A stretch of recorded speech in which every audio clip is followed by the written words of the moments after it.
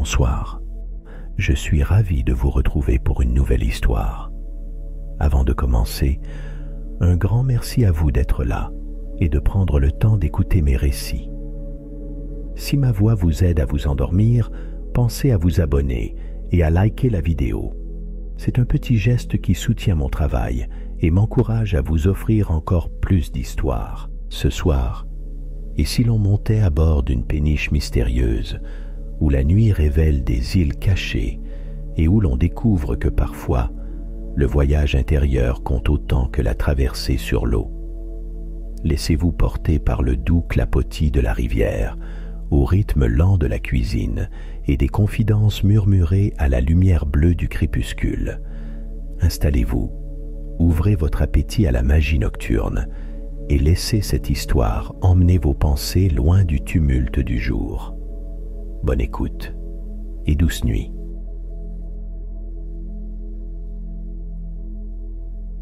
Élise rangea ses derniers couteaux, encore tièdes de la chaleur d'une cuisine qui ne serait plus la sienne. L'odeur du pain grillé et du beurre brun avait laissé place à une brise propre et anonyme.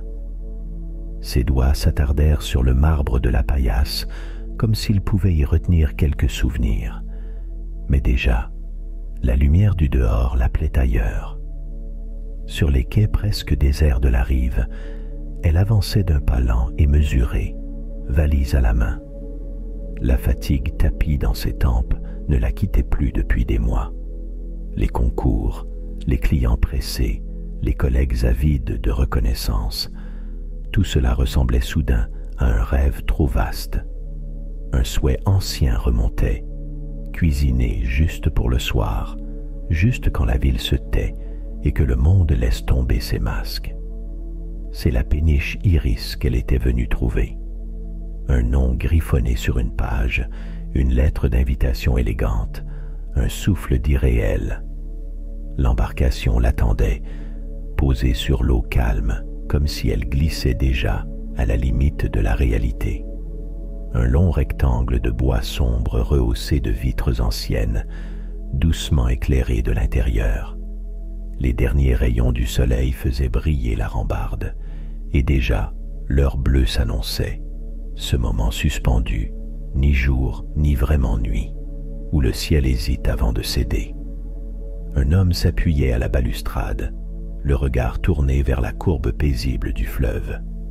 Il était vêtu simplement d'une veste épaisse et d'un vieux pull bleu marine. Sa barbe brune était parsemée de fils blancs. Lorsqu'Élise s'approcha, il leva la tête, laissant deviner dans ses yeux une tranquille ironie mêlée à cette fatigue qu'elle reconnaissait bien. « Bonsoir, Élise. Je suis Baptiste. Je suppose que la curiosité t'a mené jusqu'ici. » La voix posée, ample, sans empressement. Élise sentit un sourire lui venir, sans qu'elle le décide. Curiosité ou besoin de changer d'air, peut-être les deux. Merci de m'accueillir. Baptiste descendit la courte passerelle pour l'aider à porter sa valise. Ensemble, ils entrèrent à bord. L'intérieur n'avait rien d'un restaurant. On y trouvait une grande table en bois blond, dressée sous une verrière incurvée qui dessinait des ombres douces sur les murs. Des rideaux légers, couleur ivoire, se soulevaient à la brise. Une lampe de cuivre jetait sur le tapis laineux une lumière ambrée, presque liquide. Élise posa sa main sur le dossier d'une chaise, comme pour s'assurer du réel, attentivement. L'endroit sentait le vieux bois, la cannelle et une promesse indéfinissable. La petite cuisine, à demi dissimulée derrière une cloison vitrée, révélait un fouillis ordonné de casseroles pendues, de bocaux étonnants, de plantes vertes qui penchaient vers la lumière. Il y avait des livres alignés près de la fenêtre et un chemin de table brodé de feuilles. Baptiste passa dans la cuisine, actionna d'une main sûre le vieux percolateur et laissa monter l'odeur d'un café. Il ne posa pas de questions inutiles, se contentant d'ouvrir en silence les espaces, comme s'il lui offrait la possibilité de circuler librement dans ce microcosme mobile. Par la vitre, La surface du fleuve miroitait les premiers reflets bleus du crépuscule. Un courant de fraîcheur entrait du dehors, portant le parfum presque salin de l'eau. Le monde semblait loin, même le temps. Élise ferma un instant les yeux, écoutant la rumeur grave et paisible du moteur prêt à s'allumer, la vaisselle qui cliquetait doucement. « C'est exactement comme je l'avais rêvé », souffla-t-elle, en effleurant du doigt la nappe soyeuse. Rêve ou réalité, chacun choisit. La vraie navigation commence souvent le soir, sur cette péniche. Baptiste lui montra le court escalier menant à sa cabine, puis désigna la salle à manger. Ici, ce n'est pas un restaurant.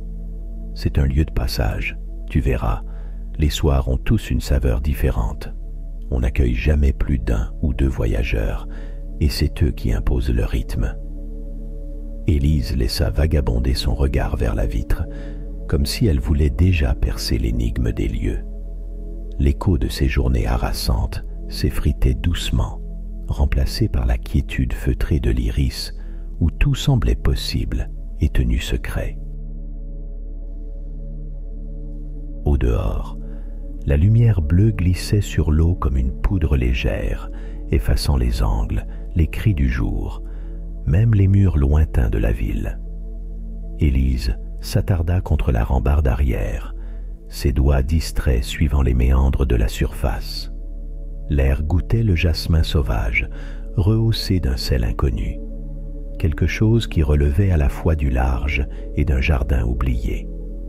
Baptiste, les mains dans les poches, la rejoignit silencieusement. Il semblait savoir que certains vertiges n'exigeaient pas de mots. L'hélice murmurait doucement, soulevant à leur passage des volutes d'écume, et la péniche fila lentement vers une direction secrète. « Tu les entends » demanda-t-il à mi-voix. Élise s'étonna en observant de plus près. Sur la rivière, à mesure que le ciel s'assombrissait, comme guidé par une main patiente, des plaques de végétation surgissaient. Des touffes d'herbe, de mousse, quelques branchages à la dérive, s'assemblaient pour former de minuscules îlots, absents tout le jour, ne se révélant que sous ce manteau crépusculaire. Le moteur s'alentit. Baptiste s'accouda tout près, fixant les reflets indigos qui dansaient sur le pont. Ce sont les îles flottantes. On n'y pose le pied qu'entre ce monde et l'autre, à l'heure où la réalité relâche son étreinte. Elles disparaissent à la moindre hésitation. Il sourit comme s'il parlait d'amis de longue date. Le silence reprit sa place, doux, habité par la simple présence de la rivière. Élise ferma les yeux, respirant à plein poumon le parfum étrange de ces herbes d'eau, où roulait le poivre vert et la menthe écrasée, où flottait même l'odeur rare des nénuphars qu'agite l'été. Un frisson la parcourut. C'était la première fois depuis des années qu'elle se sentait, dit-elle en souriant à demi, en attente de rien, mais disponible à tout. Baptiste lui désigna la cuisine.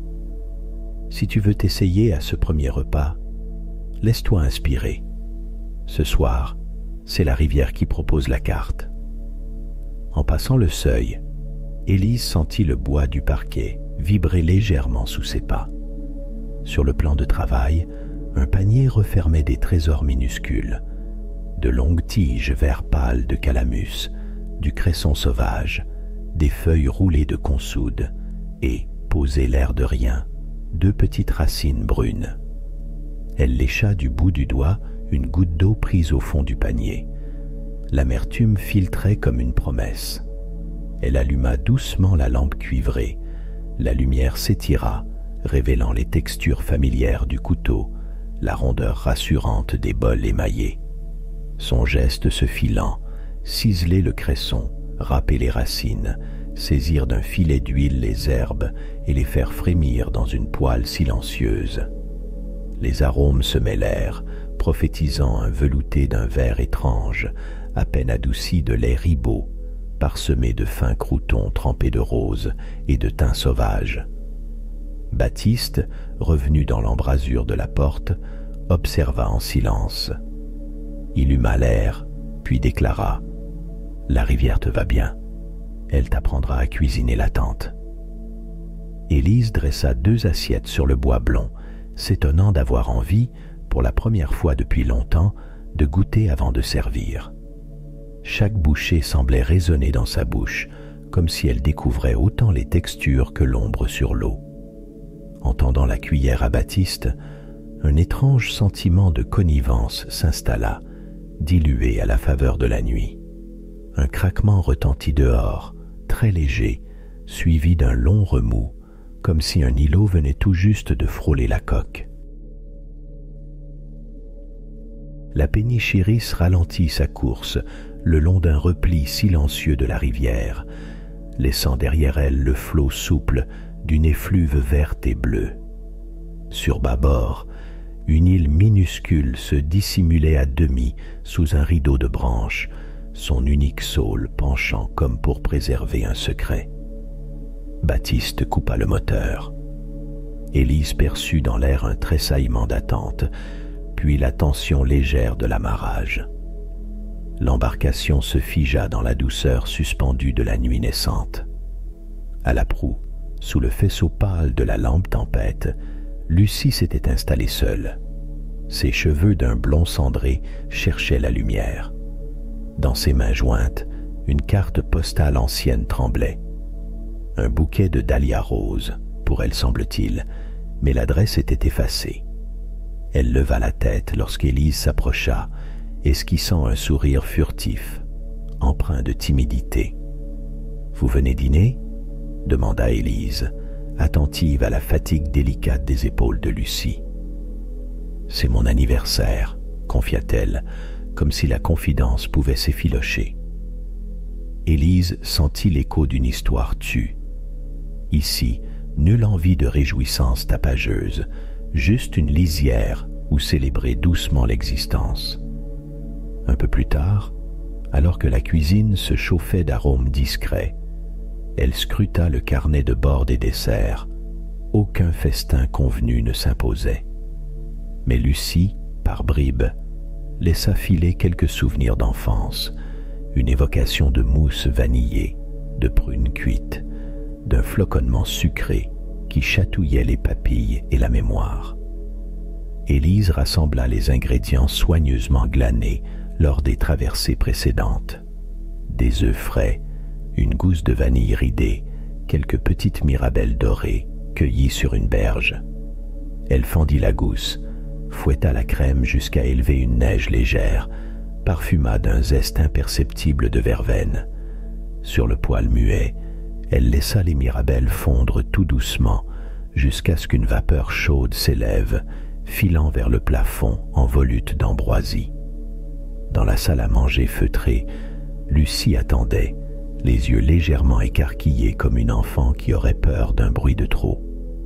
Élise prit place à ses côtés, déposa le bol translucide devant elle, couronné de mousse fragile.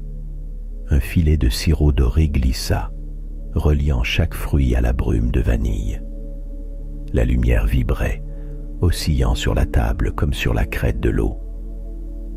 Lucie hésita, puis porta une cuillerée à ses lèvres.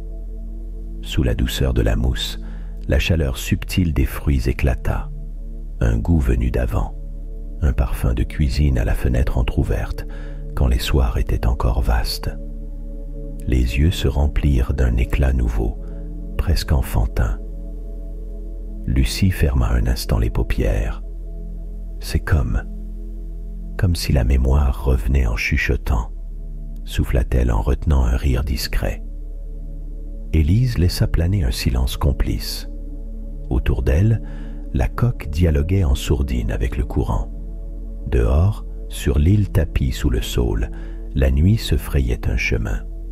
Lucie mangea lentement, recueillant chaque trace de mousse, chaque goutte dorée. Quand elle eut terminé, elle reposa sa cuillère, l'air étrangement satisfait. À son bras, la carte postale retrouva sa place, enveloppée d'un souffle chaud, éclose à la lisière de la réalité et du souvenir. « Merci » murmura-t-elle. « Ce soir, je crois que je me retrouve. » Élise fit signe qu'elle avait compris, posant la main sur le rebord de la table, indifférente aux coutumes, simplement présente. Un grésillement parcourut la coque. L'île semblait soudain plus proche, presque protectrice, sous la garde du grand saule. Baptiste, à l'ombre du seuil, croisa leurs regards sans rien dire. Un éclat lunaire glissa sur le bol vide, laissant dans l'air comme un parfum de fruits, une caresse de vanille et un sourire suspendu. Ce soir-là, le ciel, lavé jusqu'à l'os, déposait sur l'eau une poudre si fine qu'aucun clapot ne l'altérait. La péniche toucha doucement une rive inconnue, une île minuscule, toute couverte de mousse argentée, miroitant sous la lune naissante. Baptiste sortit dans le silence des roseaux, le visage grave, la main levée, invitant Élise à demeurer dans la lumière feutrée de la salle à manger. Un bruit de pas crissa sur la passerelle. 2 silhouettes apparaissent, mêlées d'ombre. Marc, la quarantaine, front plissé, et son père Paul, grand, voûté par le temps, mais le regard alerte. Ensemble, ils marchaient d'un pas lent, presque solennel, comme s'ils cherchaient à imprimer dans la nuit quelque chose d'irremplaçable et de fragile. Sans un mot, Baptiste les salua, laissant à chaque battement de leur silence une place bien précise. Paul s'arrêta à la proue. Il respira profondément, le nez frémissant, puis hocha la tête comme pour dire que le lieu était bon. À travers la porte entr'ouverte, Élise sentit, avec une acuité rare, la tension ténue qui flotte entre ceux qui reviennent sur les traces du passé. Elle fut saisie d'une certitude. Cette soirée ne serait pas ordinaire. Paul, tout en posant sa veste sur le crochet de cuivre, s'adressa à personne en particulier, la voix rauque, polie par d'anciens chagrins. « C'est ici, chaque année, que je retrouve un peu de Madeleine.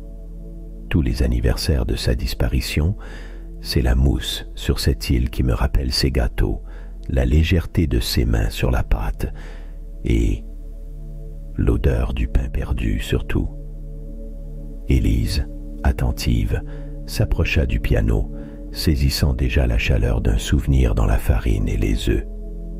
Marc restait debout, mains jointes, détail du visage figé dans une expression d'enfant, trop tôt privé du réconfort.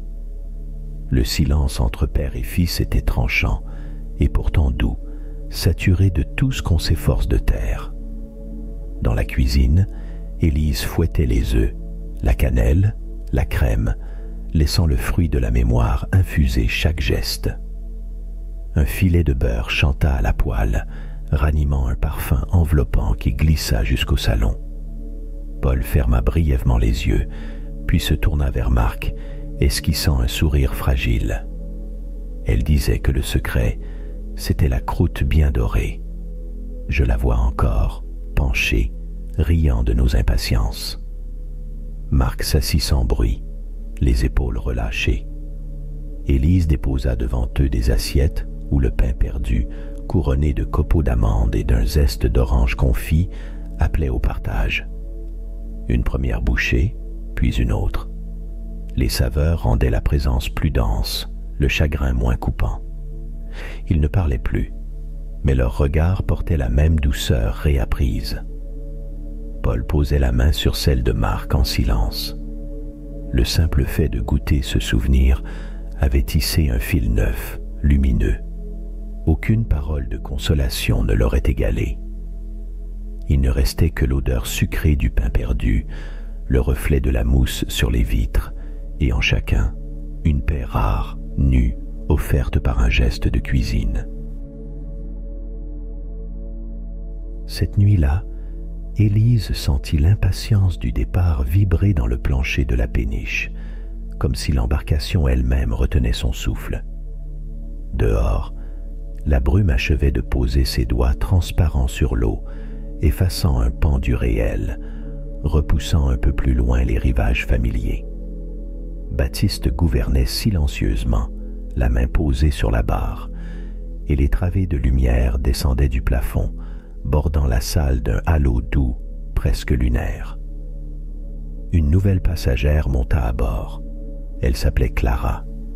Sa démarche, à la fois résolue et vacillante, trahissait la fatigue des départs trop longtemps différés. Son sac était léger, mais ses yeux, eux, portaient une densité trouble, l'ombre d'une tempête ménagée. Ses cheveux retenaient un parfum d'extérieur, de fleurs à demi éveillées sous la rosée. « Je n'ai pas réservé », murmura-t-elle en croisant Élise dans la lumière pâle de la salle à manger. Mais Baptiste m'a dit que ce n'était pas nécessaire. Élise lui montra une table près du hublot. Sur la vitre, le monde glissait, indécis.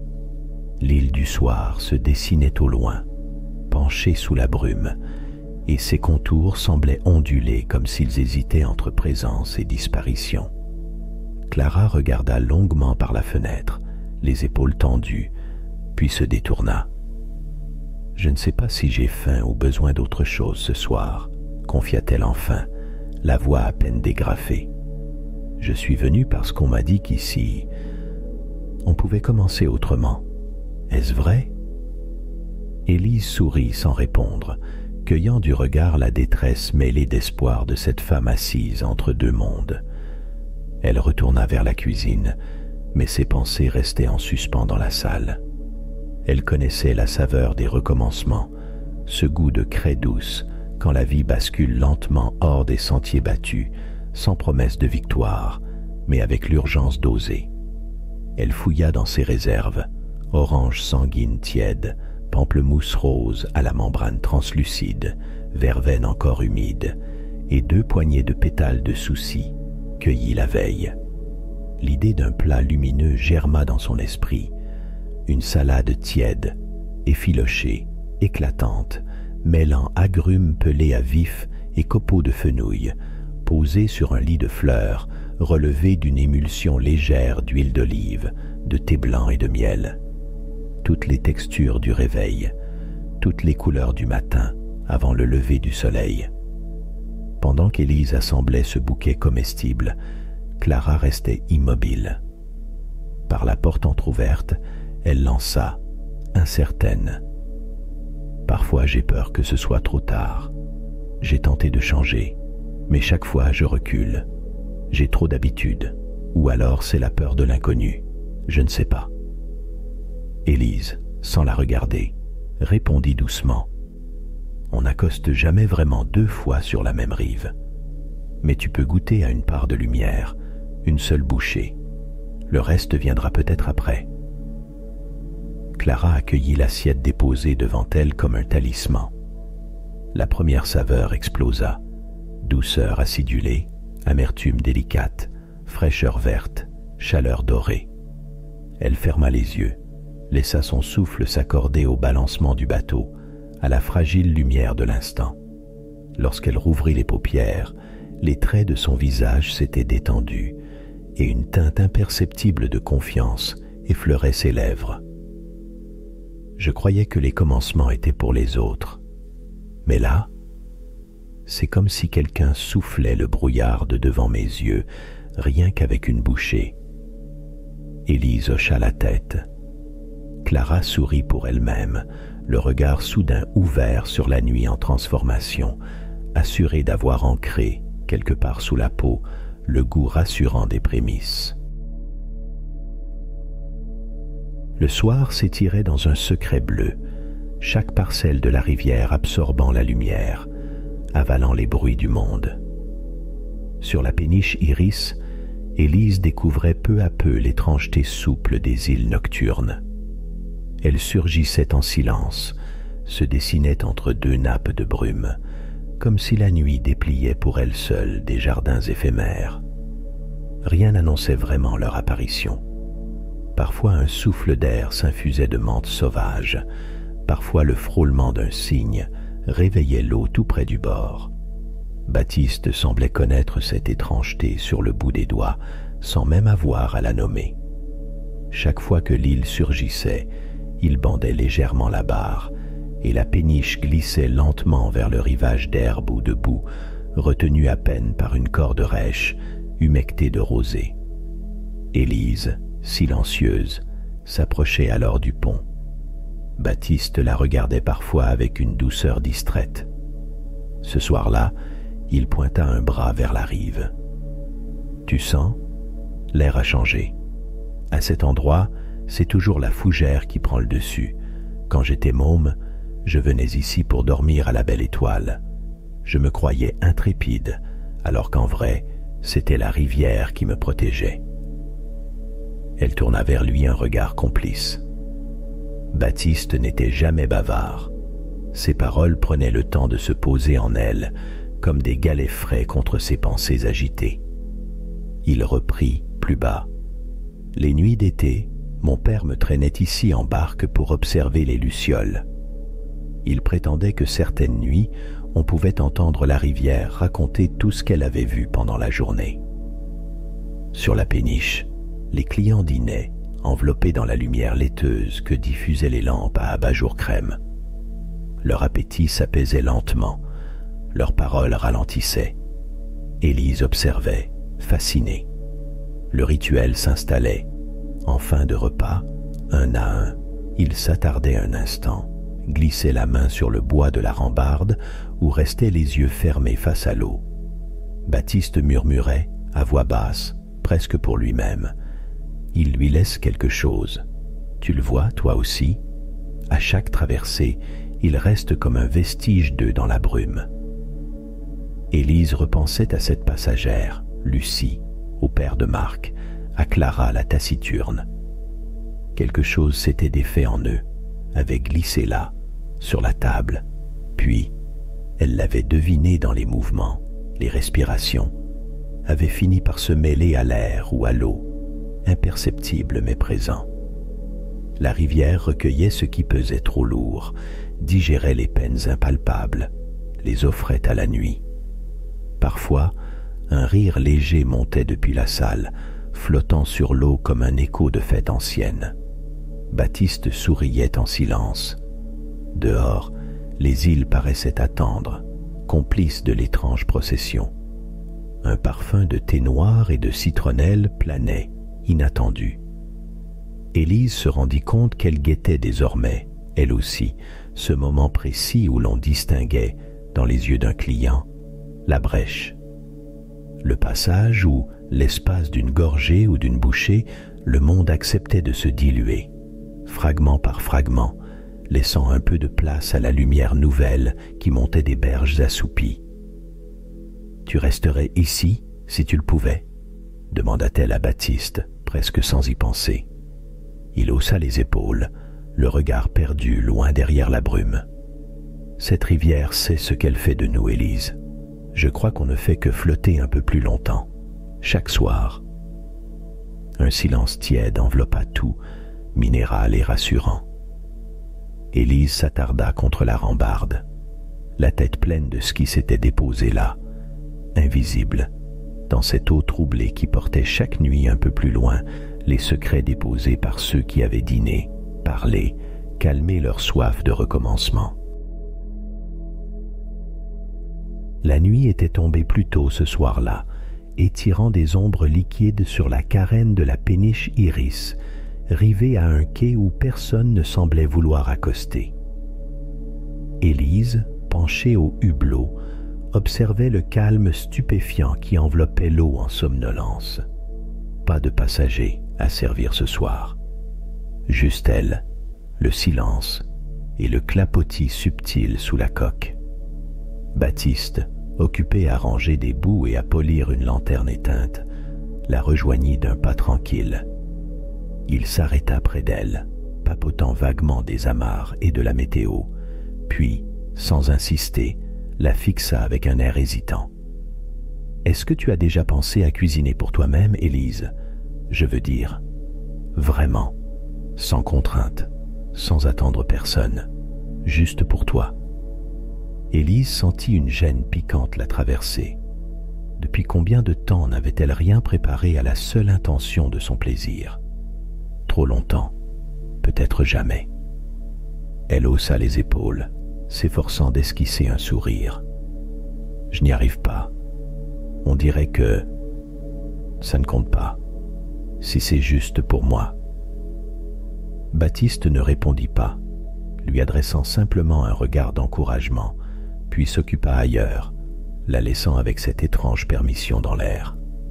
Elle descendit à la cuisine, alluma la lampe basse et trouva le tiroir des planches à découper. Devant l'âtre minuscule, elle hésita longtemps. Prendre un œuf, râper un peu de muscade. Chaque geste prenait une solennité indue, comme on frictionne un talisman. Sa main s'attarda sur une boîte en fer patiné. À l'intérieur, quelques tomates séchées à la peau fripée, ramassées sur le marché d'un village l'été précédent. Élise écoutait, attentive, ce nouveau silence.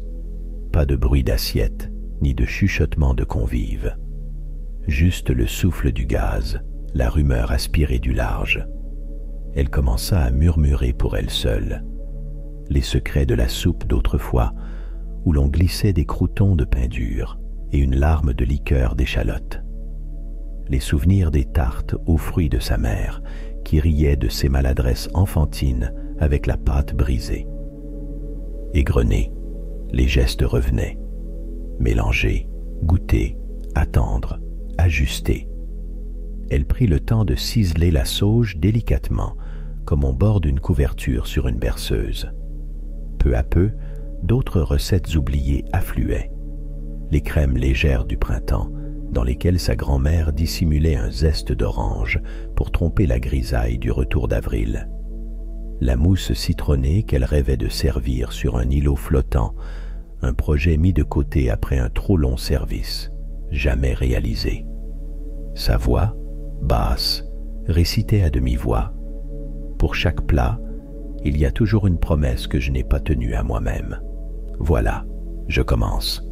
Pour moi, ce soir, même si personne ne regarde. Un simple risotto infusé d'herbes de rivière cuisait maintenant tout doucement, pulsant sous la surface de la casserole. Elle ajouta, à tâtons, une poignée de noisettes concassées, souvenir d'une randonnée inachevée où elle avait juré, devant les arbres, d'être plus tendre avec soi-même. Tout en remuant, Élise s'attarda sur la chaleur fragile du plat, ses mains enveloppées d'odeurs herbacées. Pour la première fois depuis longtemps, elle prit une assiette, laissa tomber une louche, puis s'installa à la petite table de la cuisine, face à la lueur ambrée de la lampe. Elle goûta, ferma les yeux, et dans un souffle, sentit que quelque chose, ce soir-là, avait changé. La péniche accosta contre l'île la plus secrète, en silence, comme si l'eau elle-même retenait son souffle. Élise monta sur le pont, une assiette en main, ses pas légers sur les planches usées. Ce soir, aucun client n'avait réservé ni même songé à rejoindre l'Iris. La cabine du capitaine était fermée, et seule la lumière diffuse d'une lanterne jetait des reflets sur le bois. Assise sur une chaise de paille qu'elle avait déplacée exprès, Élise posa devant elle un repas préparé soigneusement, mais sans attente d'approbation extérieure. Quelques asperges fines, un œuf mollet coulant, une tranche de pain noir toasté sous la flamme et ce pesto de fan qu'elle avait improvisé au dernier moment, pour elle seule. Autour d'elle, l'île formait un écrin d'herbes hautes et d'arbres massifs. L'eau frôle, griffant les berges à intervalles doux, et le silence offrait la place à ses pensées, libres de s'étendre. Élise mangeait lentement, chaque bouchée comme un accord de musique intime. Elle laissait le jaune d'œuf s'étaler, le mêlait au croustillant du pain, savourant ce mélange simple, sans contrainte. La brise tiède lui frôlait le poignet. Un parfum de terre humide glissait sous ses narines. Le bruit du moteur assourdi venait parfois rappeler que la péniche existait bel et bien, hors du rêve. Mais ce soir, tout semblait suspendu hors du temps. En relevant la tête, elle aperçut Baptiste à travers la vitre du poste de pilotage. Il pencha la tête, un sourire tranquille niché au coin de la bouche, comme s'il partageait silencieusement avec elle la gravité paisible du moment. Pas besoin de mots. Son regard franc lui disait d'emblée « Profite, c'est pour toi ce soir ». Sans détourner le regard, Élise lui rendit un mince sourire, timide et soulagé tout à la fois. Elle s'autorisait enfin à être spectatrice et actrice d'une soirée qui ne demandait rien de précis, ni réussite, ni transformation. Les minutes s'étiraient avec une lenteur bienheureuse, comme un drap qu'on laisse sécher sur une corde sous le vent du soir. Le clapotis de la rivière devint son unique musique de fond. Par moments, elle posait la fourchette, juste pour écouter. Les échos de ses souvenirs affluaient, mais cette fois, il n'était ni regret ni injonction à rattraper le temps, seulement des passants silencieux, vaguement familiers. Elle repensa à la soupe de la veille, à la tendresse de la noisette et à la douceur retrouvée de la cuisine sans injonction. Ce soir, l'île secrète n'avait pas livré de fantômes ni convoqué d'histoires à guérir. Il n'y avait qu'Élise, la rivière, la lune qui hésitait entre nuages et lumière, et la certitude inexplicable qu'il n'y avait rien à attendre sauf le repos. L'assiette se vida lentement, la nuit monta, recouvrant tout d'un bleu miséricordieux. Baptiste, en silence, vint s'asseoir non loin d'elle, sans troubler la paix ambiante. Il demeura là, complice, son regard posé quelque part entre l'eau et les étoiles. Élise respira plus profond, se demanda en elle-même si un rite pouvait être aussi discret que celui-ci. Manger pour soi, en paix, sur une île qui n'existait que pour la nuit.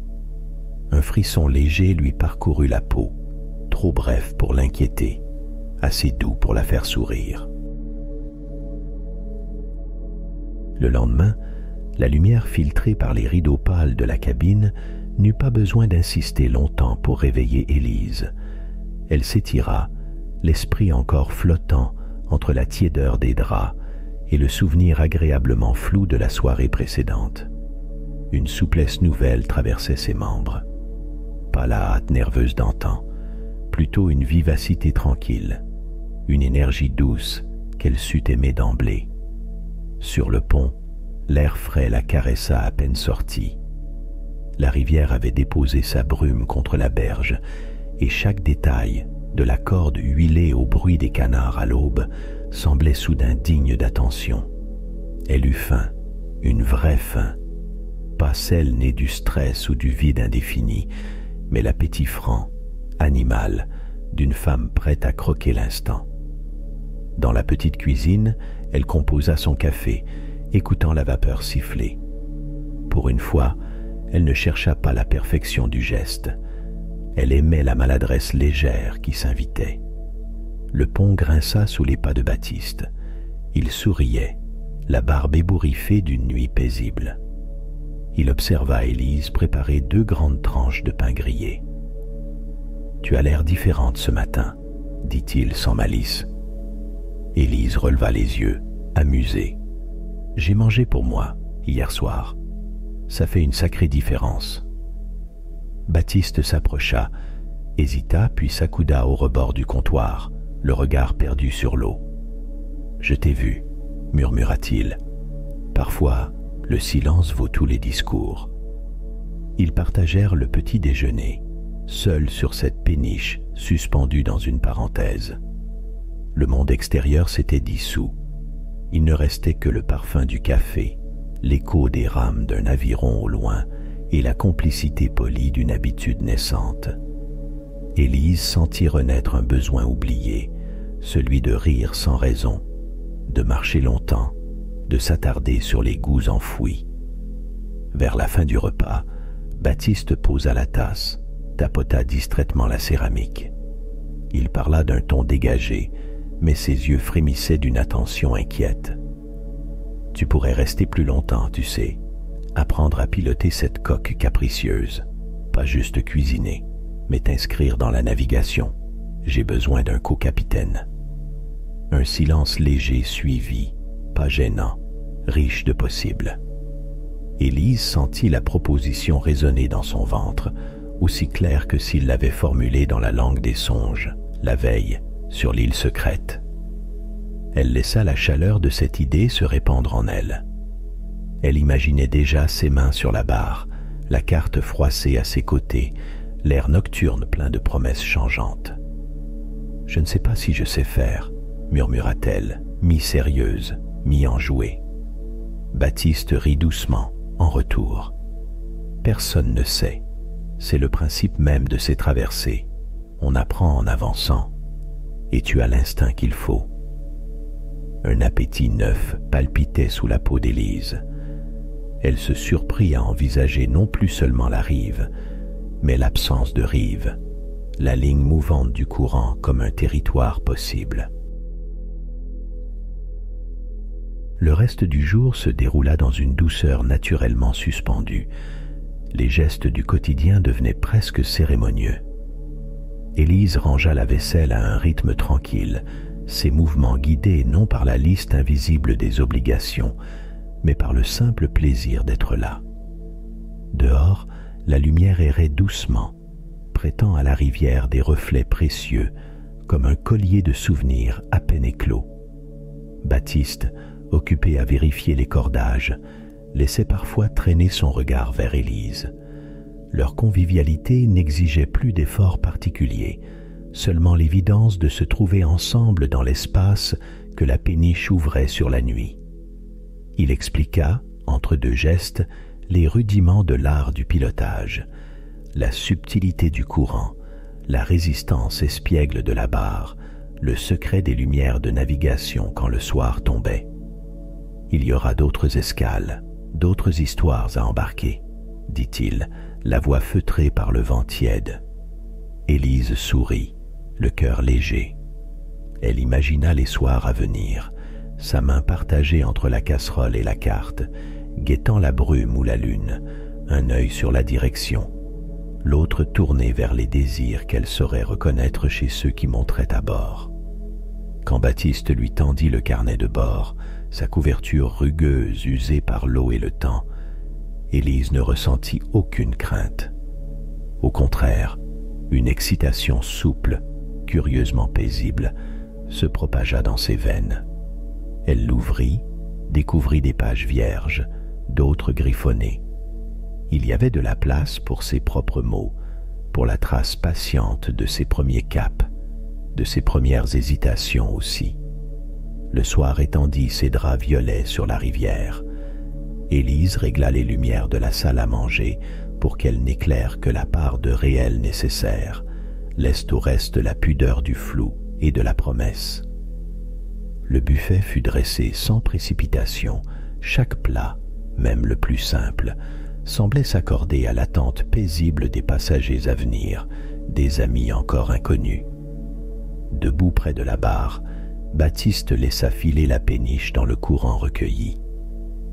Élise, les mains sur le bois doux de la rampe, sentit le corps du bateau vibrer et répondre à ses gestes timides. Elle ne chercha pas à dominer la trajectoire, mais à l'épouser d'un mouvement attentif, comme on accueille un nouvel appétit, une envie renouvelée de traverser la nuit. Au loin, la berge disparut sous la brume. À présent, Élise savait. Ce n'était plus seulement de la cuisine qu'elle offrait, ni même ces tranches furtives de consolation dont elle avait l'habitude d'user auprès des autres. C'était un espace, mouvant et sûr, où elle se tenait enfin, non à la proue, ni en retrait, mais bien à la barre, complice de la nuit et du fleuve, à la fois guide et passagère. La rivière poursuivit sa longue phrase, et rien ne semblait vouloir l'interrompre. Sur l'eau tendre, l'avenir flottait, léger. Élise s'y abandonna, le cœur ouvert à la promesse. La nuit commença, et tout était possible. J'espère que cette histoire vous a plu. Si c'est le cas, n'hésitez pas à vous abonner et à liker la vidéo. Sur ces mots, je vous souhaite une bonne nuit et de merveilleux songes.